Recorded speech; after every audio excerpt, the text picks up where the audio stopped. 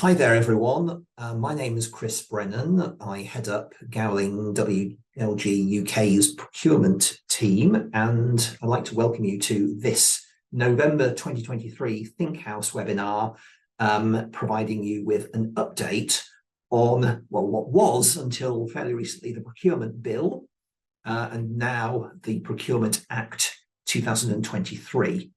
In this session, I'll be setting out in high level some of the key features of the new Act, and also talking a little bit about when it is all going to come into force.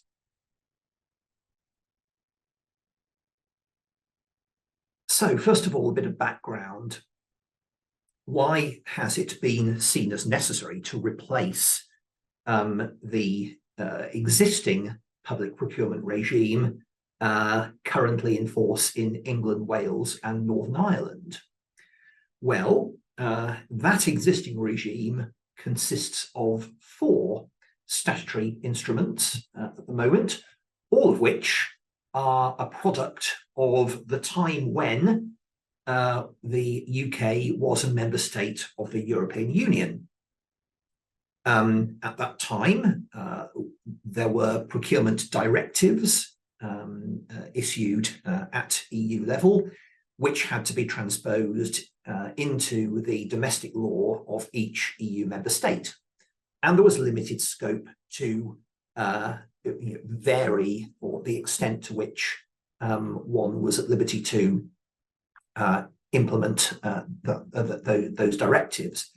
And the chosen approach by the UK at that time was to more or less copy out the text of the directives into the domestic legislation, meaning that we had, and in fact, as of today, we still have a set of procurement rules which look very similar to the EU directives which they implement. However, now, after Brexit, well after Brexit, as it happens, there is freedom, as it were, to plough our own furrow in terms of being able to design a procurement regime which is perceived as being something much more tailored to the needs and aspirations of the UK as a non-EU member state. I say the UK. Scotland, for various political reasons, which I presume you're familiar with, has actually decided to hang on to its current sets of regulations, which are derived from the EU regime. Politics are politics, I suppose, and Scotland is I think currently, or the government of Scotland is currently aspiring towards independence and towards rejoining the EU at some stage.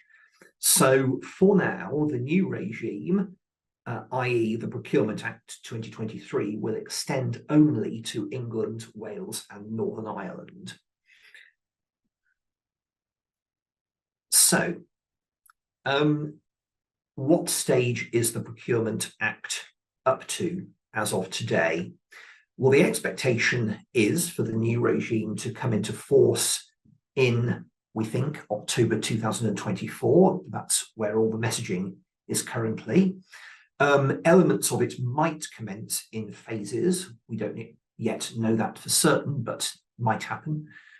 The government commercial function, the part of the Cabinet Office, which really is tasked with familiarising public authorities with the requirements of the new Act, is poised to roll out a 6-month familiarisation programme to enable contracting authorities, utilities to get used to the Act in the run-up to that point. So the Procurement Bill itself received Royal Assent on 26th of October this year, a few weeks ago, following its passage through Parliament. And in parallel, consultations were undertaken earlier this year on certain draft secondary legislation which is going to be required in order to bring some features of the Act, some parts of it, into full force. That consultation exercise has already been undertaken, and that secondary legislation now has to be formulated. So, as I've mentioned, there are currently numerous existing sets of regulations which together comprise the current procurement regime, public procurement regime. In England, Wales and Northern Ireland, these are the Public Contracts Regulations 2015, the Utilities Contracts Regulations 2016, the Concession Contracts Regs 2016, and the Defence and Security Public Contracts Regulations 2011. All of those have been variously amended since they were originally in force, not least as a result of Brexit and the changes which it's been necessary to make to procurement legislation in that light. These are going to be revoked and replaced by the new Act once it enters into force, and Schedule 11 of the Act provides for that. And these four regimes will be brought together into one consolidated body of legislation in the form of the Act. The aim of which has been to consolidate them as much as possible so that we're not dealing with four sets of separate regs, but instead with just one Act. However, there will be some sector-specific provisions retained really as legacies from those currently separate regimes.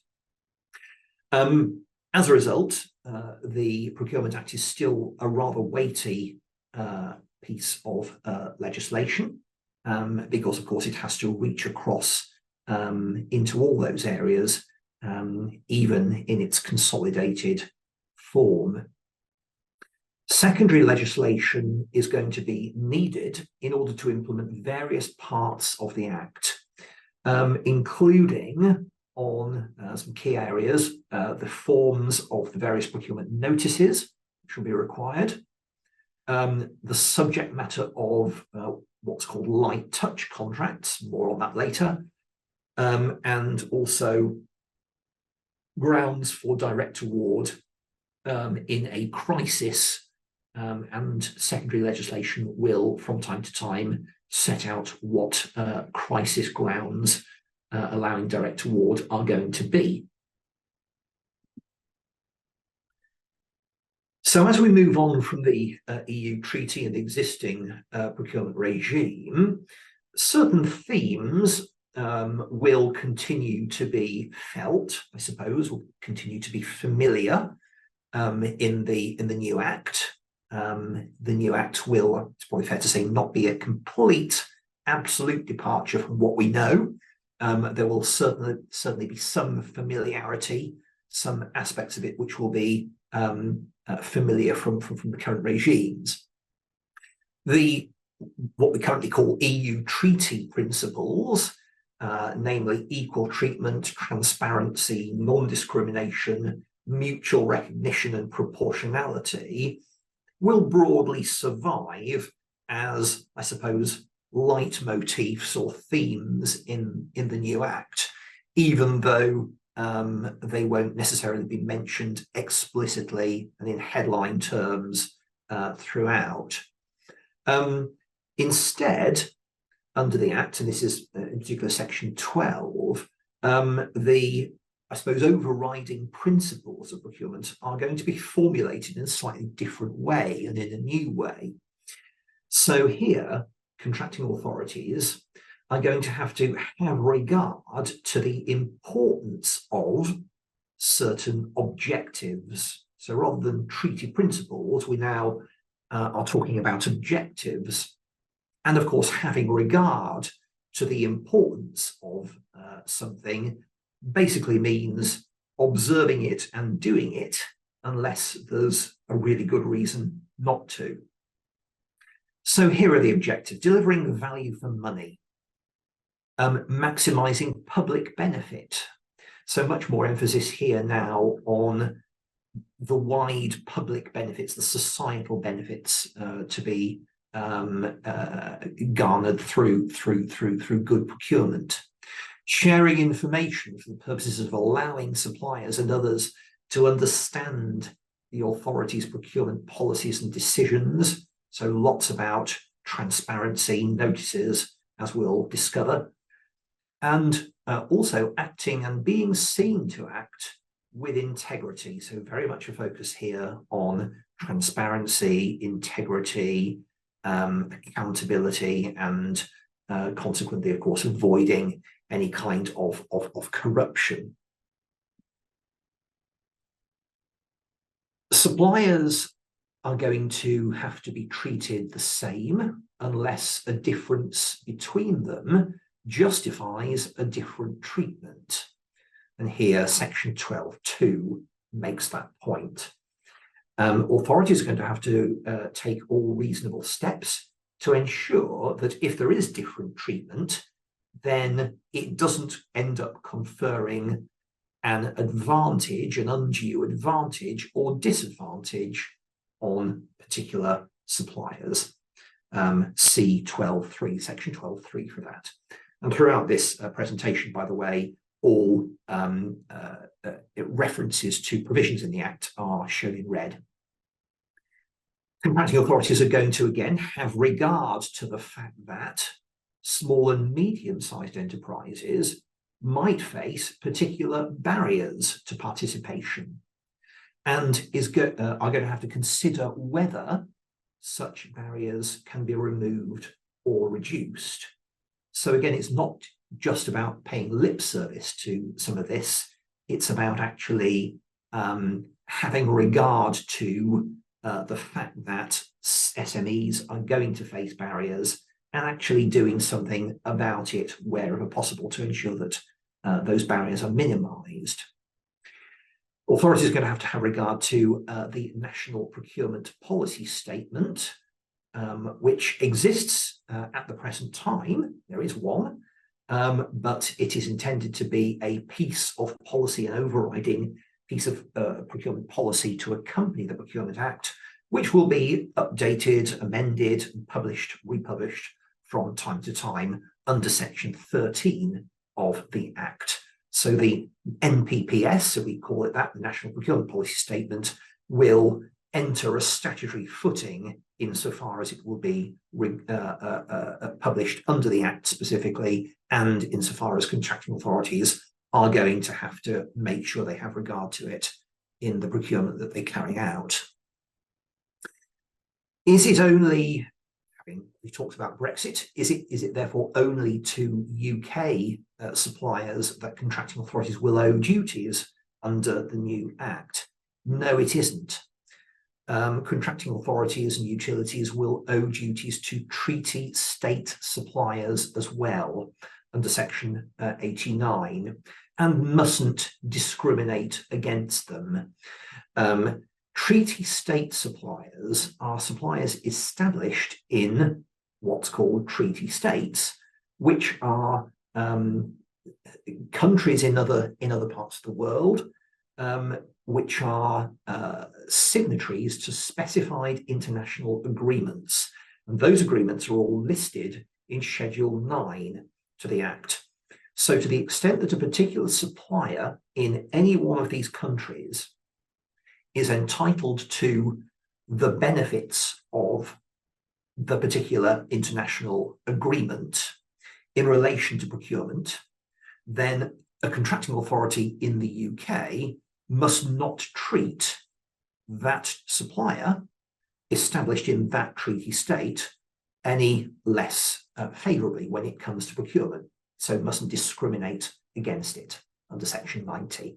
So very important, we know whether or not a particular supplier expressing interest in or bidding in a particular procurement once the Act comes into force is or is not a treaty state supplier. And that should be fairly easy to glean by looking at Schedule 9.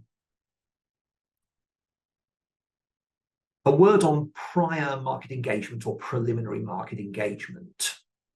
Preliminary market engagement, as it's called, is going to continue to be permitted, just as it is under the current rules at the moment. However, the Act clarifies the allowable ways to conduct it. I don't think the Act allows any less in terms of flexibility, in terms of how one conducts it, but there are certain things which have to be taken on board and done and ensured by contracting authorities when they are conducting preliminary market engagement. Those are set out in section 16 and 17, and in particular, preliminary market engagement is going to have to be commenced by way of a preliminary market engagement notice under section 17.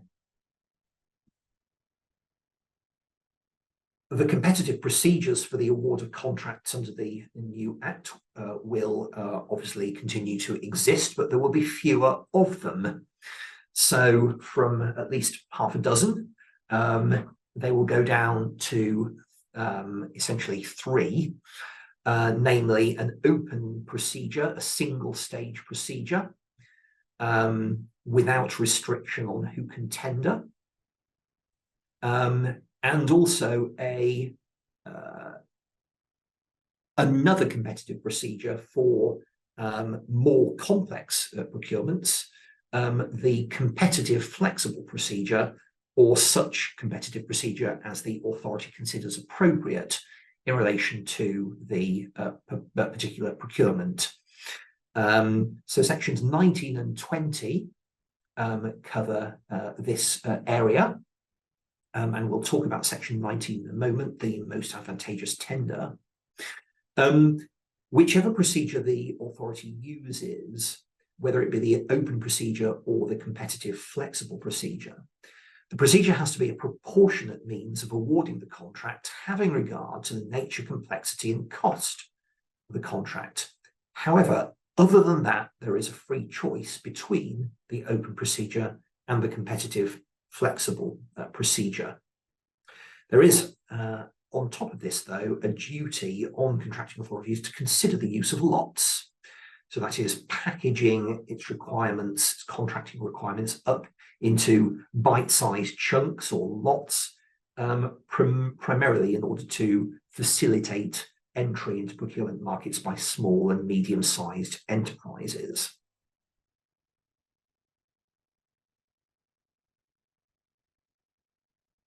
In terms of conditions of participation, a contracting authority is at liberty to set conditions of participation where those are a proportionate means of making sure suppliers have both the legal and financial capacity to perform the contract and also the technical ability to perform the contract or the technical ability.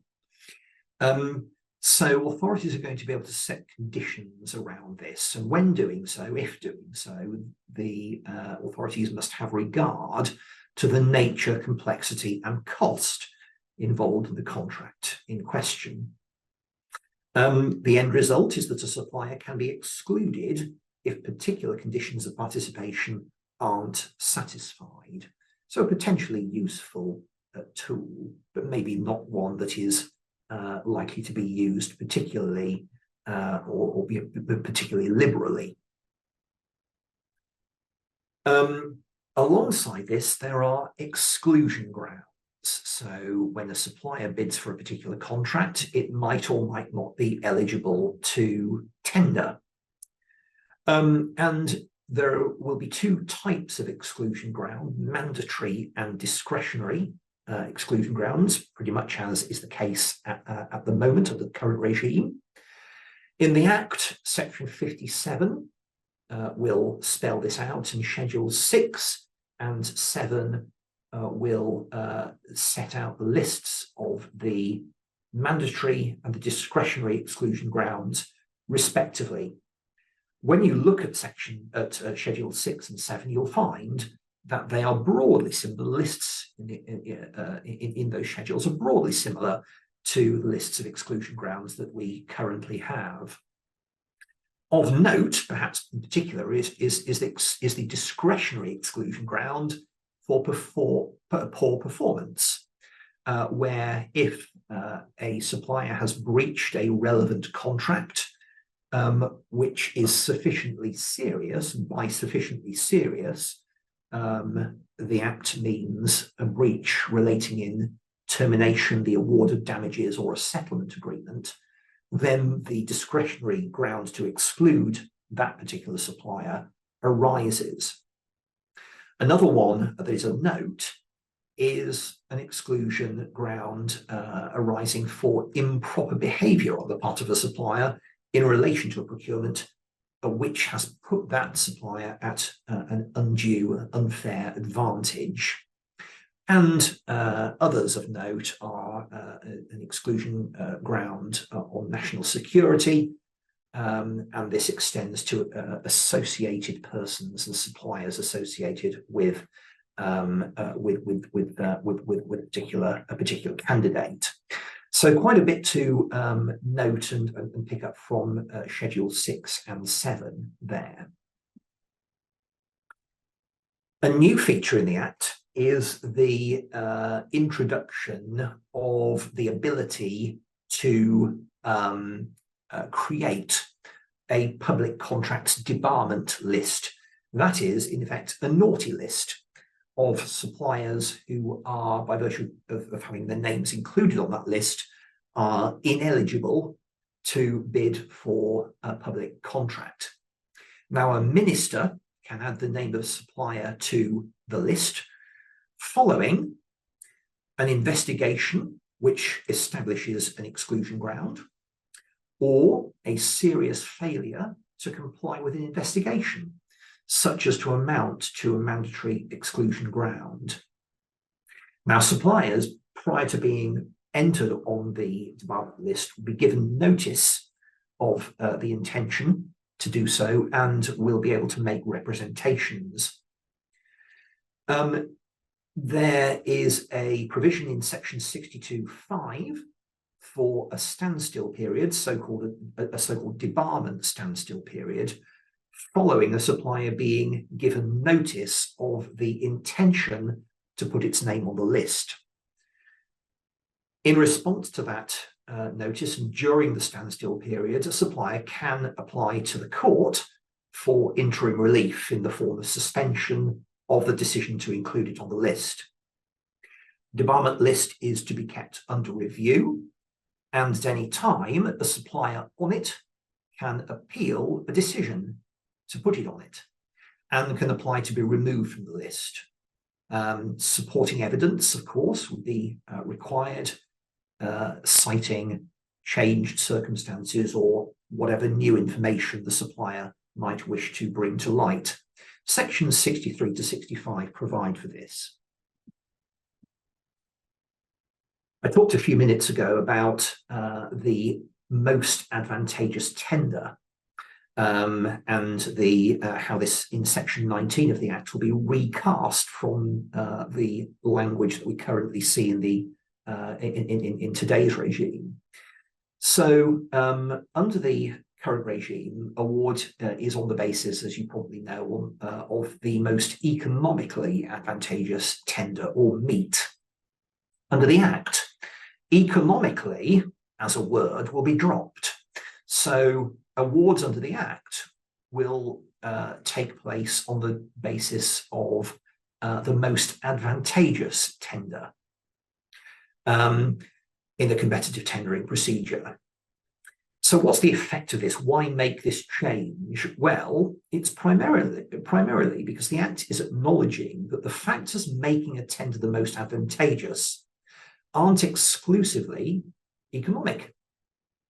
The most advantageous tender is going to be the tender which the contracting authority considers satisfies its requirements, perhaps first and foremost, and perhaps best satisfies the award criteria when assessed by reference to the all-important assessment methodology. And if there is more than one award criterion, which there usually is, the relative importance of those criteria. Section 19(2) governs all this. And of course, those criteria aren't always going to be economic in nature. there's likely to be much greater focus, but perhaps as we move forward on ESG, environmental innovation, for example, factors and criteria. However, tenders which don't satisfy the conditions of participation have to be disregarded. Tenders which fail to comply with the procedural requirement can be disregarded, as can abnormally low tenders, and as can tenders which are from suppliers who are not, as we were considering previously, treaty state suppliers, or who intend to subcontract to any such suppliers, i.e. non-treaty state suppliers. Tenders which come from excluded suppliers have to be disregarded in much the same way as under the current regime, a candidate failing to meet the mandatory, meeting one of the mandatory exclusion grounds must be eliminated from procurement. And again, reflecting the current regime, the discretion will be there to disregard tenders from an excludable supplier as opposed to an excluded supplier. So an excluded supplier is one to whom mandatory exclusion grounds apply. An excludable supplier will be one to whom discretionary exclusion grounds apply. So have a look at sections 26 and 57 for those provisions. Section 57 setting out the definitions of excluded and excludable suppliers. A word or two on frameworks. We know that under the current regime, contracting authorities can award contracts as a result of having established framework agreements setting out the terms on which contracts over a given period are going to be awarded. Well, that will continue, but with some embellishment under the new Act. So framework agreements will continue to exist. They are defined in section 45 as a contract between an authority and one or more suppliers that provides the future award of contracts by an authority to that supplier or those suppliers. Frameworks are going to have to include some key ingredients, namely descriptions of their scope, estimated value, term, and which authorities are going to be entitled to use them. The award of contracts must follow competition between suppliers. They're multi-supplier frameworks, unless there is only one supplier, or unless there is an objective mechanism for determining which supplier gets the award of a particular contract. So rather similar to what we've got at the moment, but couched in slightly different language. There will be a maximum framework term of 8 years for defence and security contracts, and for utilities contracts, 4 years for everything else, under section 47(1). Now, I say with embellishments because a new feature tied on to frameworks of the new Act is this, the new concept of what the Act calls open frameworks. Section 49 provides the framework, I suppose, for open frameworks. So open frameworks are, I suppose, frameworks which allow for the subsequent award of frameworks. So an open framework has to provide for the award of a framework agreement at least once during the period of 3 years following the award of the first framework, awarded using the open framework mechanism, and every 5 years following the award of the second framework. Have a look at section 49, which might explain it a little bit better than I am, but the final framework has to expire no later than 8 years from the date of the award of the first framework. So in effect, what's going on here is that we have a mechanism for awarding second or subsequent frameworks up to a period of 8 years, calculated from the date of the award of the first framework. And the primary objective here is to allow, in effect, suppliers to be refreshed. So for the general subject matter and term of the framework to be retained, but for supplier lists or supplier panels to be refreshed, so that there is an opportunity part way into the arrangement for a new list of suppliers. Dynamic markets, a bit like dynamic purchasing systems under the current regime, provided for under the new Act by sections 34 to 40. There are 2 stages to the award of these, and also some subtle differences between these and frameworks.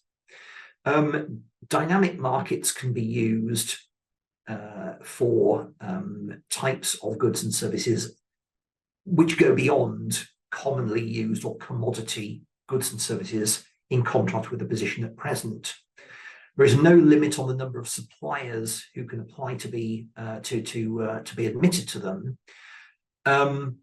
Any conditions around who can be a member of a dynamic market have to be proportionate.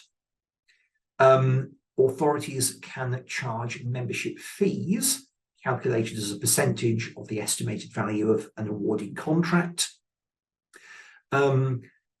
Authorities are not able to modify the membership or the conditions for membership of a dynamic market during the term of that market. There will be no prescribed timescales, no minimum timescales or maximum timescales for the processing of applications for membership, but an authority must admit a supplier to the dynamic market as soon as reasonably practicable. Authorities will do well to monitor the membership of dynamic markets because, apart from anything else, excluded suppliers have to be removed, and there is a discretion to remove excludable suppliers from the dynamic market. Direct award is also permitted in certain limited circumstances. So I mentioned 3 award procedures at the start: open procedure and the competitive flexible, those being the 2 broad competitive procedures, frameworks and dynamic markets aside, of course. The third is direct award. In other words, a procedure which allows award of contracts but is not competitive as the others are. So contract awards have to follow a competitive tendering procedure unless a direct award justification applies. So that's the starting premise. The Act then sets out special situations, special cases in which direct awards are allowed. And these are in section 41, 42, and Schedule 5. So 41, section 41 and Schedule 5 go together. And those, in fact, set out the special cases which would ordinarily apply to allow direct award. Section 42, on the other hand, covers direct awards which are aimed at protecting life or public safety. And those situations are prescribed by a minister via regulations, which will have to be kept under review and up to date. So slightly different set or subcategory of grounds for direct award under section 42, rather more specific.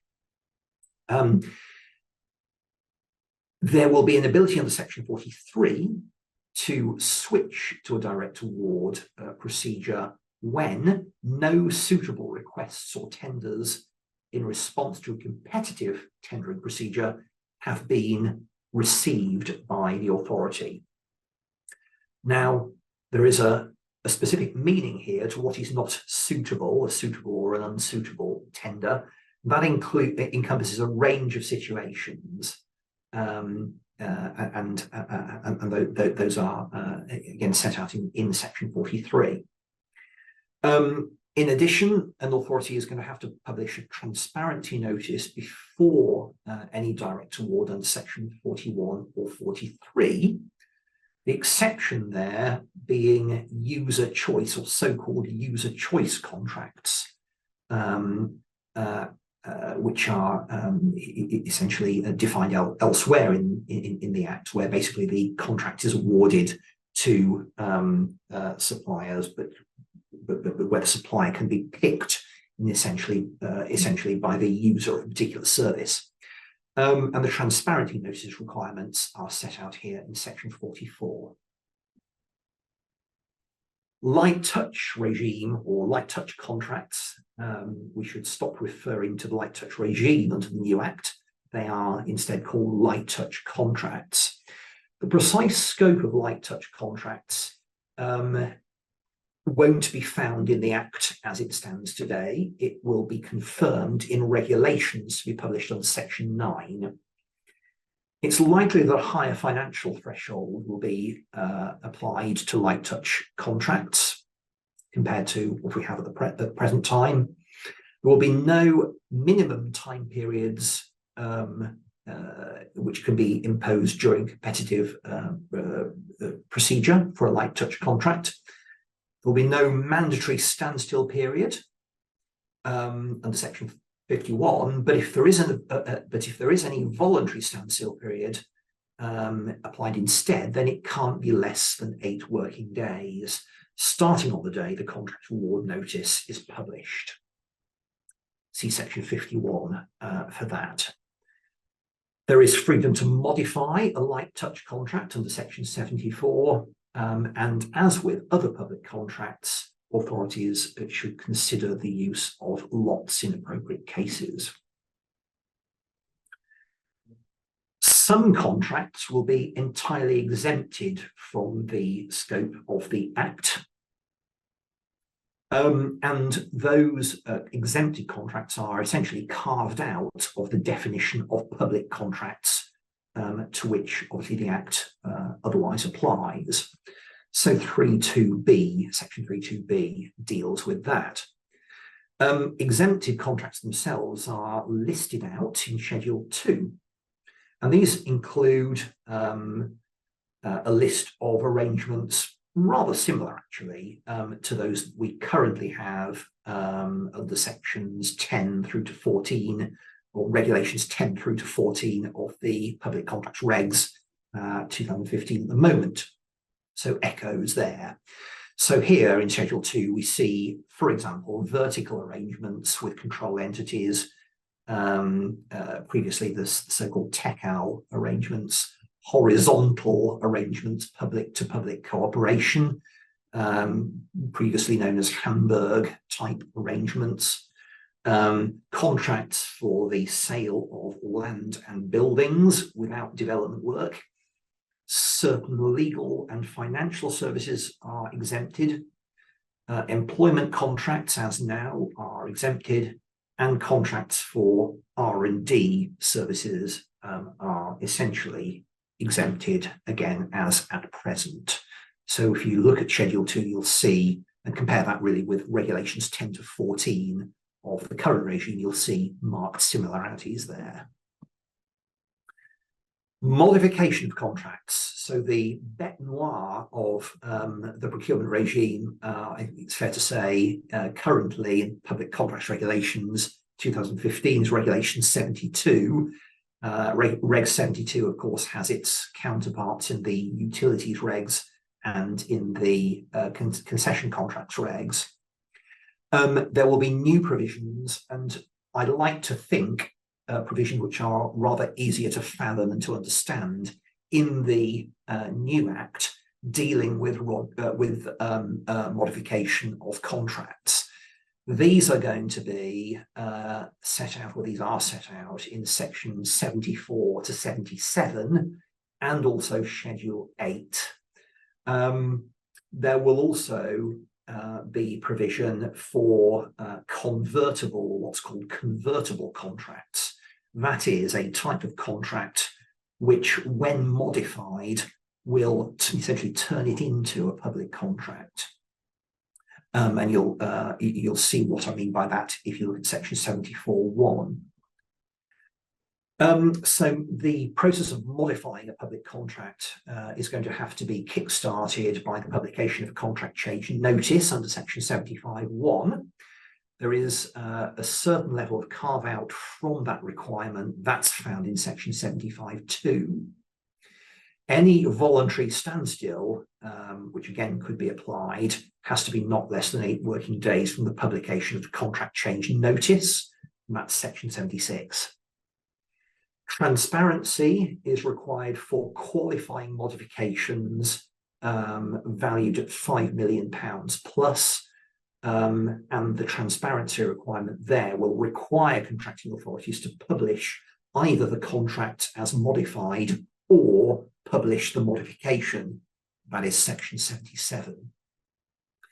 So section 74 to 77 set out essentially the mechanical framework for modifying, for the ability to modify public contracts. Schedule 8 in turn will set out the list of circumstances in which contract modifications are permitted, and those largely, it's probably fair to say, mirror what we have currently, slightly simpler or slightly more simply in places, and perhaps not in others. So unambiguous review clauses. If a contract already provides for a contract to be modified, then it can be. Slightly less stringent approach there than we have at the moment.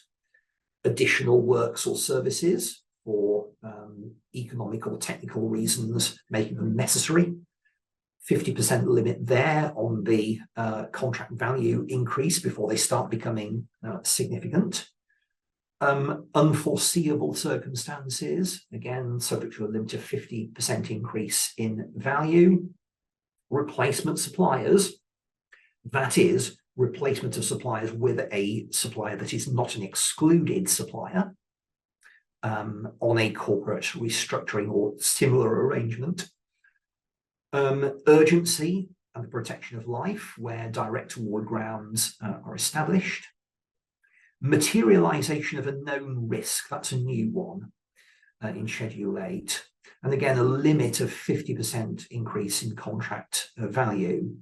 In relation to that particular ground, permitting modification, there is a public interest test to be applied. The modification can't go further than necessary, and it has to be identified in the tender or transparency notice. So again, some particular transparency requirements around that. A new body under sections 108 to 110, or section 108 to be more specific, is going to be set up to look at systemic failings in procurement and to be tasked with carrying out procurement investigations when appropriate. That body will have the power under section 109 to make recommendations following a procurement investigation, and also in section 110 to publish guidance in the light of having carried out an investigation into a particular procurement practice. So this is not to be confused with the remedies regime, which is also set out in the Act, and which I'm not covering in detail here today. This oversight function instead is specifically designed to look at systemic failings in procurement practice and to seek to fix them. So not to be confused with the ordinary remedies regime for aggrieved suppliers. Further reading on the Act, well, obviously the Act itself can be accessed right here via that link. If by the time this presentation gets to you, the link doesn't work, just search the Procurement Act 2023 and you'll easily find it on the gov.uk parliamentary bills page. That is all I'm proposing to say here. by way of this brief update, but obviously if you do have any further questions or would like to get in touch with us to talk about any aspect of the Act, please feel free to do so. As I said before, there is plenty of time before the Act comes into force, but of course there is also plenty of training, both from government and also from us ourselves, to follow between now and then. And do look out for our forthcoming series of changing landscapes articles on individual aspects of the Act, which we hope you'll find interesting. So that was it from me. Thank you very, very much indeed for tuning in. I hope to see you again soon. Thank you.